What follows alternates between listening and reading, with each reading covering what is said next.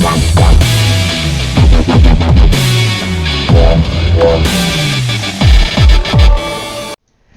everyone and welcome back. My name's X and we got another video for you today. Today we're covering a news video. I was gonna, upload a controversies video, but it looks like I'm not gonna get around to that. So, because I ended up wanting to get onto this, so I'm gonna be doing this video. So I more likely won't be doing that. If I do luck out, and I end up also getting the controversy video out today. That'd be great. I really was hoping to. But anyways, let's jump right into it right now.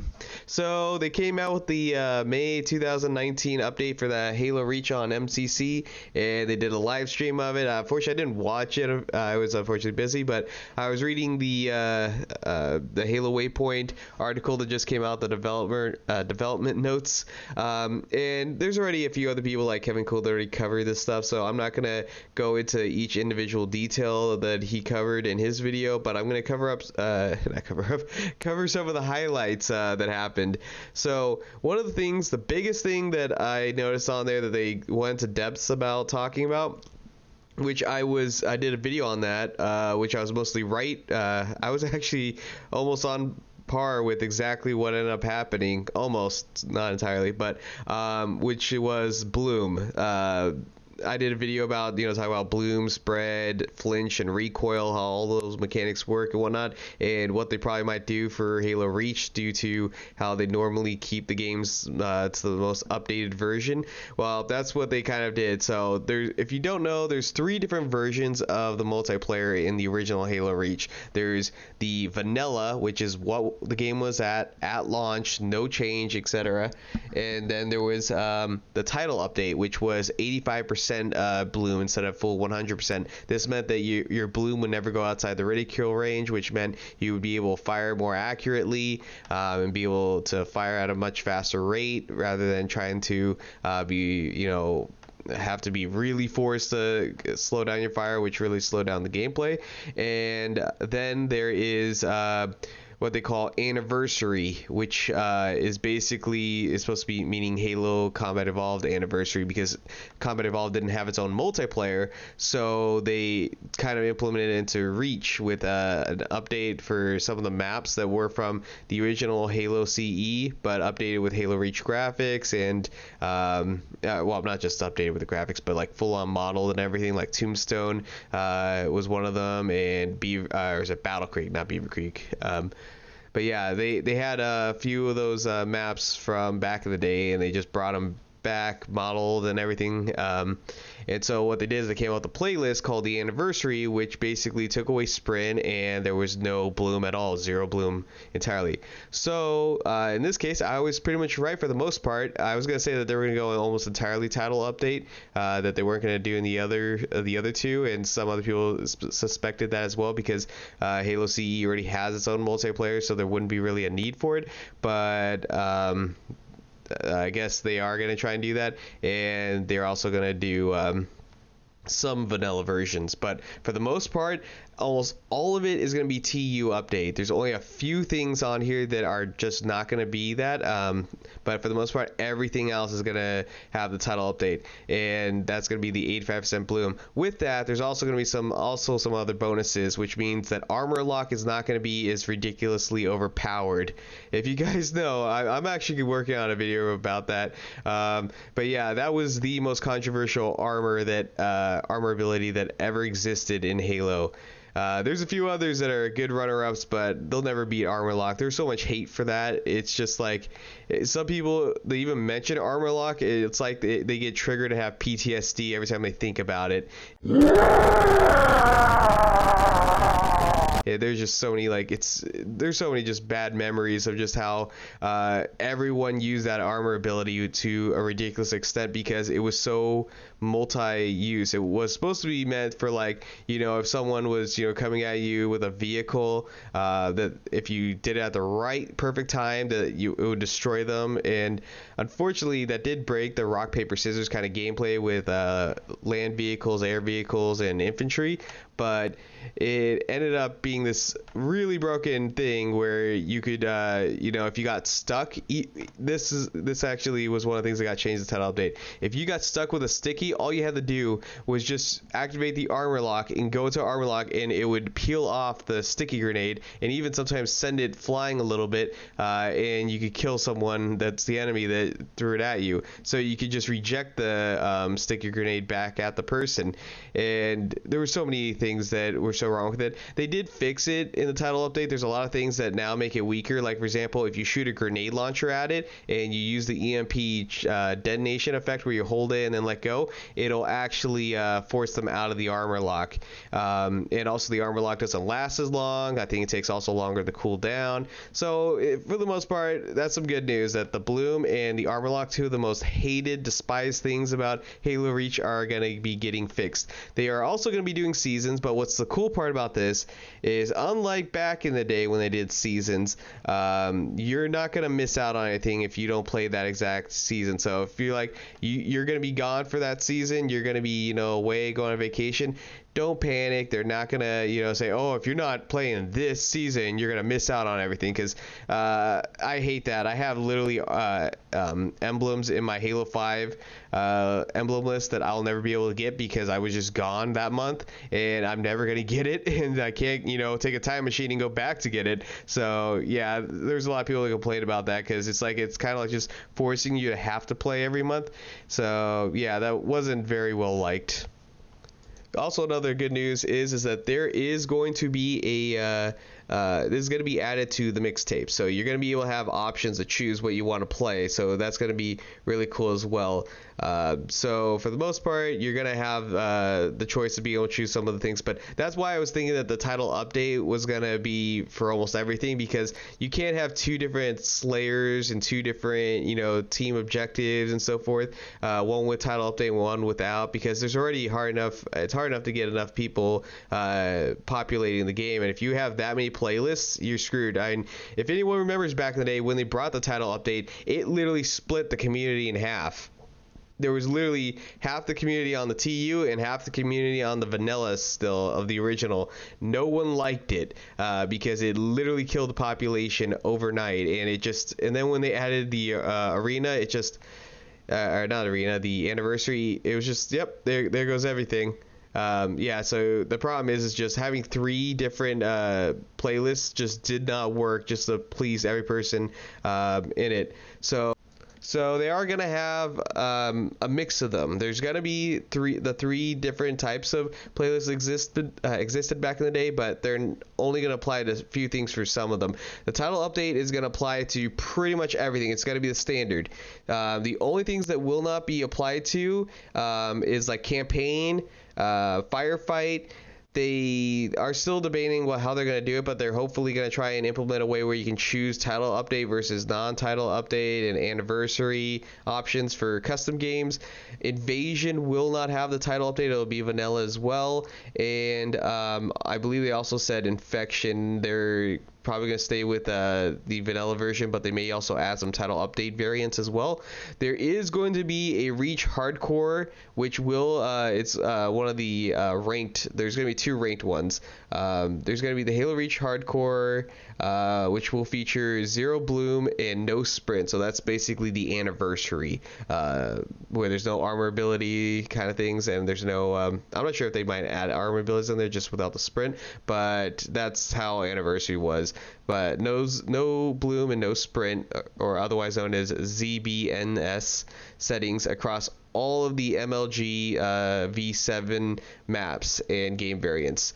And like I said, what the pro team's for, they're not beta testers, they're people who test the competitive aspects of the game. So their internal pro team is going to help aid them in locking down what are those final touches are going to be, which ones are going to be the competitives that are going to make it. Every social playlist is going to be TU besides the one that I mentioned. Those ones are going to they're going to stick with the vanilla versions.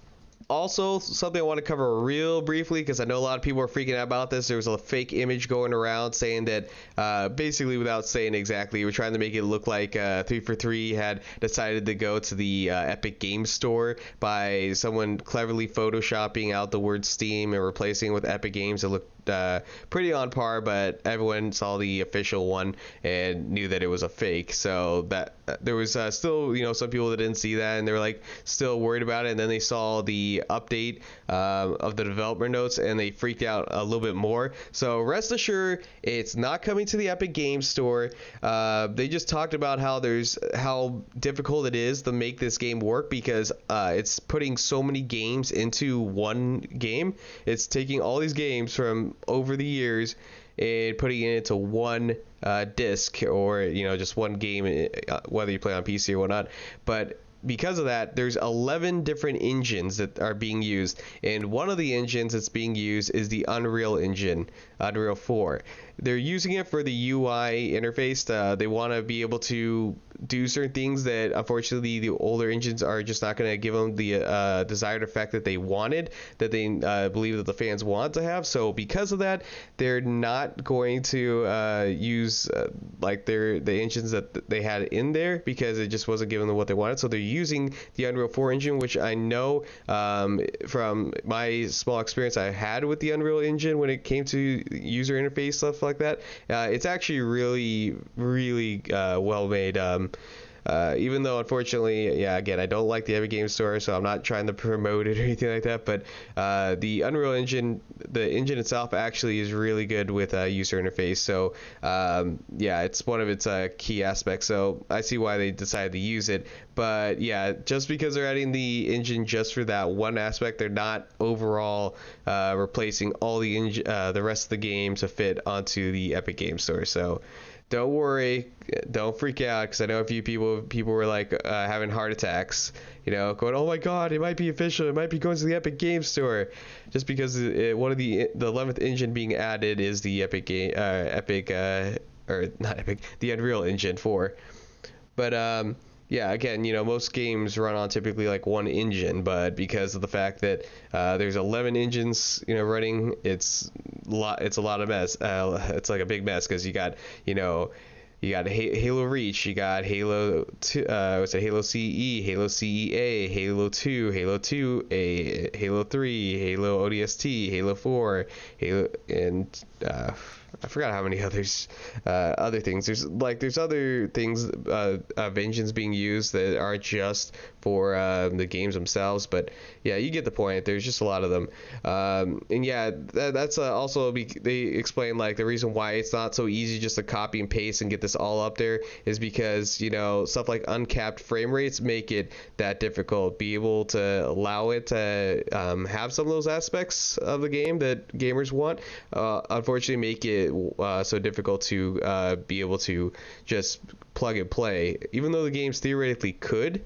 if they were just standalones. But because of the fact that they're trying to jam pack this all into one game that can be universal and have all these great aspects and everything, all those things that they want, all those edits and stuff like that, are just stuff that make it take longer to develop, unfortunately. And I guess that's what's been kind of the delay, but I can wait. I'm fine with that. But with that, they showed the new progression system. Now, I'll talk a little bit about the progression itself in a moment, but they showed off how it's going to work, which pretty much on par looks like, not exactly looks like, but it has the same kind of feel of what the original was, how you ranked up, how everything showed on displayed and so forth. So it's nothing too drastic. The one thing that I really do before I go into that, but one of the things they also mentioned is that the only way you can gain experience in the game and rank up and get all these cool rewards that they're gonna have is that you have to play on dedicated playlists. You can't just play custom games or anything like that. They did that just because they're afraid that some people might manipulate the system and try and leave their Xbox on all day and just rank up that way, but they do say that they will plan later on to make it more expansive, to be like True Reach, where they allowed you to play anywhere and gain XP. But they're still deciding on how they're going to go about that. They want to make sure no one finds any loopholes, which I'm going to go into that in a few seconds about that. But let me make sure I've covered everything here. I'm just going down the list. But to make sure, if I didn't cover it already, but yes, you can rank up in both PvE and PvP. So both multiplayer and firefight, you will be able to rank up in. So, or not multiplayer, matchmaking. Matchmaking and PvE, firefight, you'll be able to rank up in both those playlists. So you'll be able to do that. So that's something good, but this is another thing that I want to leave this off here. It does kind of, have a little bit of speculation here, is hopefully this progression ranking system is not going to be as overbearing as the original. As someone who was an inheritor, I can tell you it was not worth how long it took. I mean, it was cool to get a helmet, but if you were to ask me, is it worth how long it took to get to it, I would have said maybe make it like 3 times faster. Unfortunately, the problem is you literally had grinders even today in Halo 5, even today in Halo Reach, where they go, no, it needs to be as difficult as possible. I only want a few people to ever have that armor. There's people like that they want to feel like they're super special and that they have one armor that no one else can get, and they need to let everyone know that they have the armor and that you can't have it and all that stuff, and it's really stupid. There are people that are gatekeepers like that. They feel that they're grinding, that they need to know that if they have a ship bucket and they have never got off the couch and they play 6 to 12 hours a day grinding to get to Inheritor when it came out back in the day, they want everyone to know that they did that.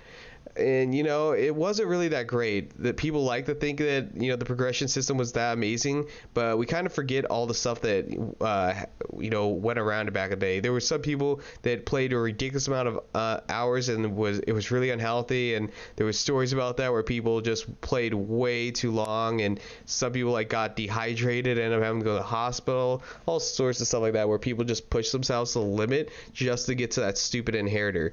And it turned out I think the top 2 players, the 2 people that were competing to get to max rank back in the day, both those players actually turned out to be not one person, but actually multiple people playing and taking turns so that the other people could take breaks. Imagine that. And then also one of those 2 tried to even sell their rank after they got it, and immediately got notified by Microsoft that, hey, that violates our terms of service. But imagine that. They tried to actually sell it. I believe the going amount that they tried to actually sell for was $1 million. Yeah, it was pretty bad. And they got taught the hard lesson that they're not allowed to do that, because Halo Reach, they were trying so hard to be different from Halo 3, where there was lots of boosters boosting 50 ranks and then selling them and then making money off of that. And so they didn't want Halo Reach to become the same exact thing where people were just going to boost. And eventually they ended up adding things like custom challenges that help people rank up quicker. So once you finish a challenge, you could make another challenge, and you could do that all day, and you could achieve up to a certain amount of XP. And unfortunately, because that's not going to be happening, probably they're not going to do custom challenges. I don't know, they haven't talked about doing that.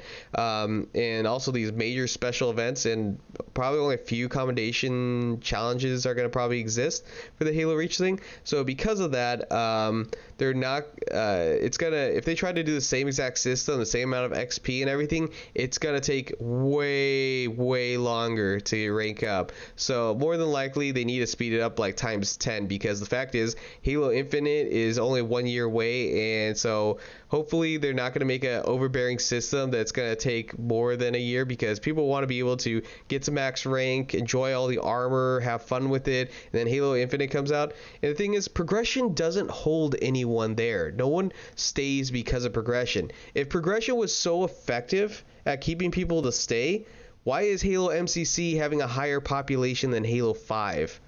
And that game has a ridiculous amount of progression. So the fact is that that's the thing I don't like about progression. It promotes negative gameplay behavior.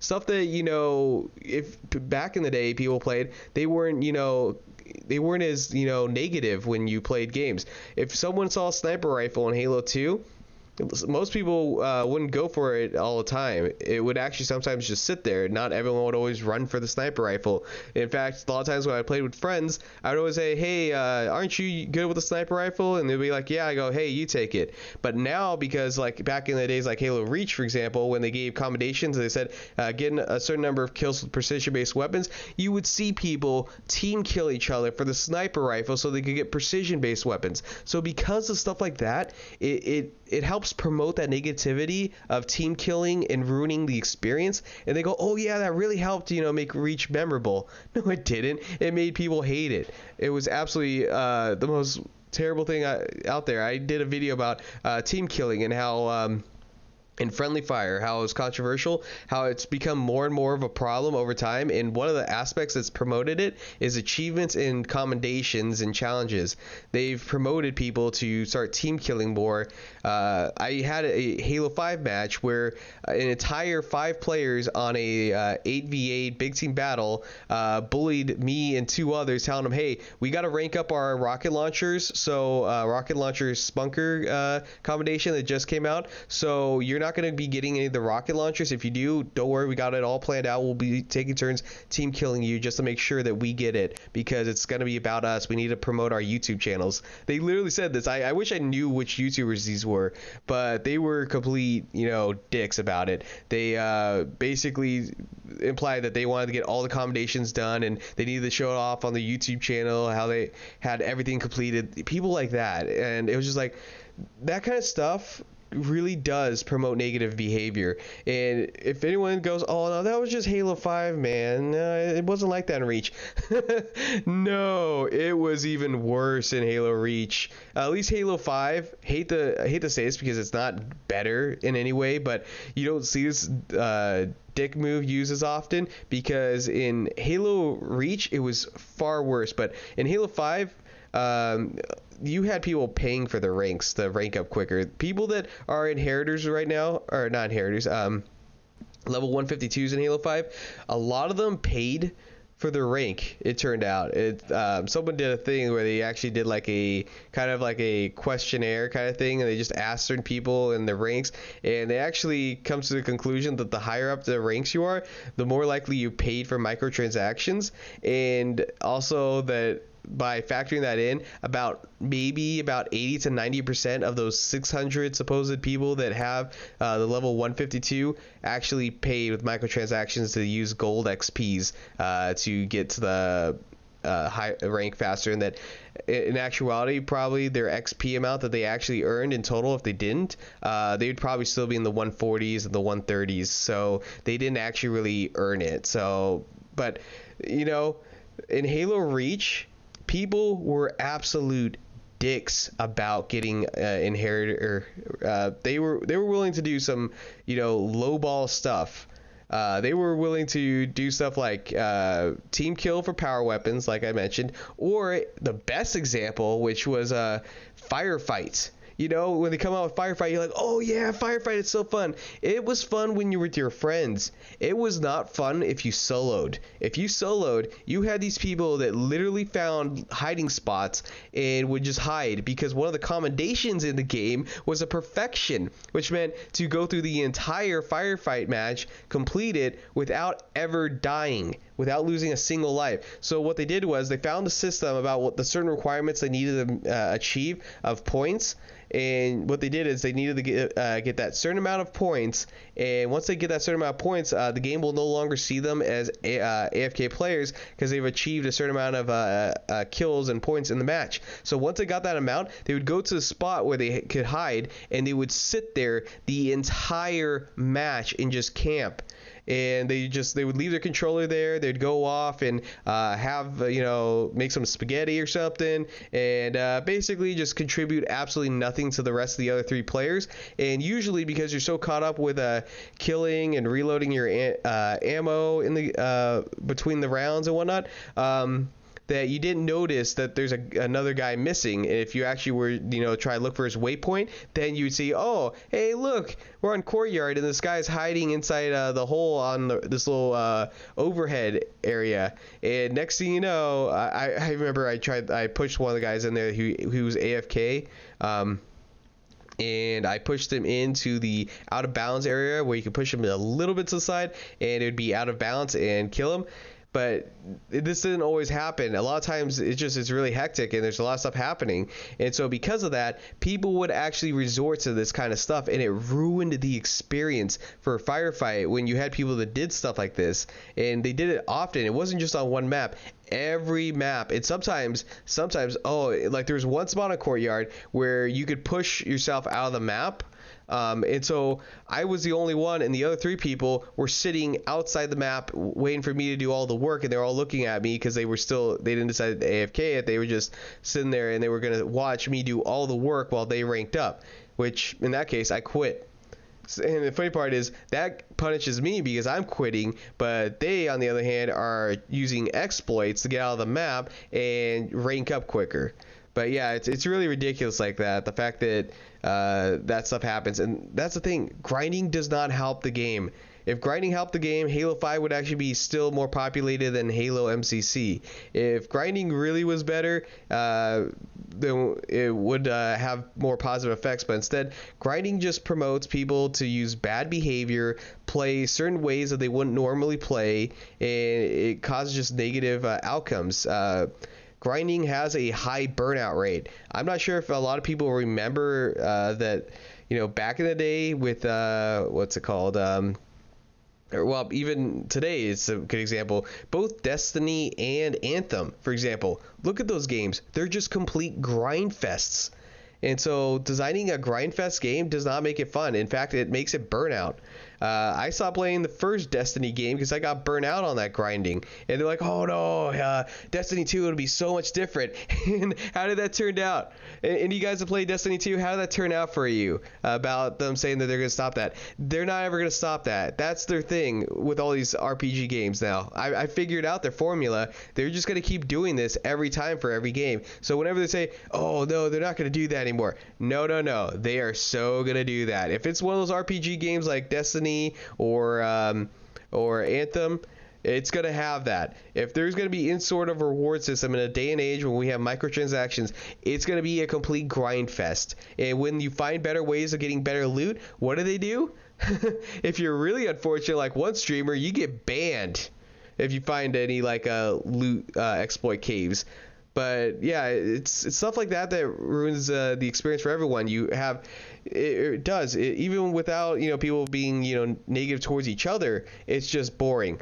Imagine sitting there on Destiny 1 at the loot cave, killing the same enemies over and over and over. That's what I love about Halo MCC, is the fact that you can have fun, just play right then and there. You can play what you want. Hey, I feel like playing some BTB right now. You know what? I feel like playing some SWAT right now. I love that feeling. That's how Halo has always been like. That's what gives it the replayability over Halo 5, where everyone's left that game, and yet everyone that's playing Halo MCC doesn't get that burnout. You don't get that burnout feeling of playing what you want when you want, because you're not playing for any rewards. You're playing for your own entertainment. And at that point, it's more about what the game has to offer you than what the game gives you out instead. Because what they do, like with like Halo 5 or something like that, they give you like a measly amount of like content, and they put it all behind locked things. You have to open up loot boxes to get these things, and they give you this measly amount of content, and then make it feel like you got a lot of it because of the fact that they make the system take so bloody long to get up to. You're like, oh my god, I finally got another armor out of the rec pack, yeah. But when you come down to it, you have very little stuff compared to that. Like Halo 5 still has stuff that it doesn't have that Halo 3 had. Imagine that. There's just so much other contents and features that the game has that Halo 3 and Halo Reach have that Halo 5 does not have. And I think that making things more grindier, it makes it better. This is my thing. This is how I feel. Grind systems, these long progressive systems, are entirely designed as a lazy man's way of not having to put a lot of content in your game. You just could put even 10 items in the game. That's it. You could put 10 items and make it take 2 to 3 years to rank up all the way, and then you can find people that are that desperate to grind that'll go, I finally got it, you guys. I finally got all 10 items. I spent 3 years of my life playing this really shitty game so I could finally get all 10 items.